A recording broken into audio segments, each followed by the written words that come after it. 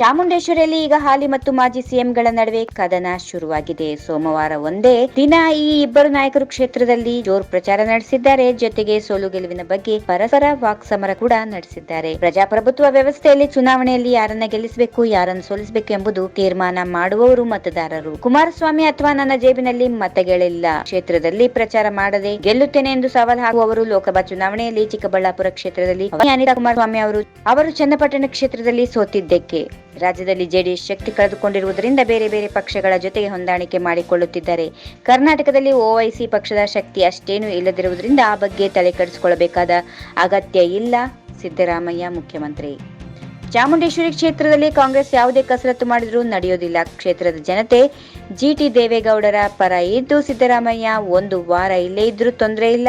ಕ್ಷೇತ್ರದ ಹಲವು ಕಡೆಗಳಲ್ಲಿ ಈಗಾಗಲೇ ಜನರು ಸಿದ್ದರಾಮಯ್ಯ ಅವರಿಗೆ ಉತ್ತರ ನೀಡುತ್ತಿದ್ದಾರೆ.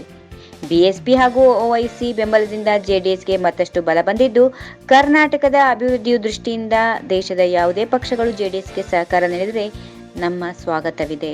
ರಾಜ್ಯದಲ್ಲಿ ಮುಸ್ಲಿಮರು ಭಾವನಾತ್ಮಕವಾಗಿ ಕಾಂಗ್ರೆಸ್ ಜೊತೆಗಿದ್ದು, ಓವೈಸಿ ಬೆಂಬಲದೊಂದಿಗೆ ಅವರ ಬೆಂಬಲವನ್ನು ನಾವು ಪಡೆಯಲಿದ್ದೇವೆ. ಮುಸ್ಲಿಮರನ್ನ ವಿಶ್ವಾಸಕ್ಕೆ ತೆಗೆದುಕೊಳ್ಳುತ್ತೇವೆ. ಎಚ್.ಡಿ. ಕುಮಾರಸ್ವಾಮಿ, ಮಾಜಿ ಮುಖ್ಯಮಂತ್ರಿ.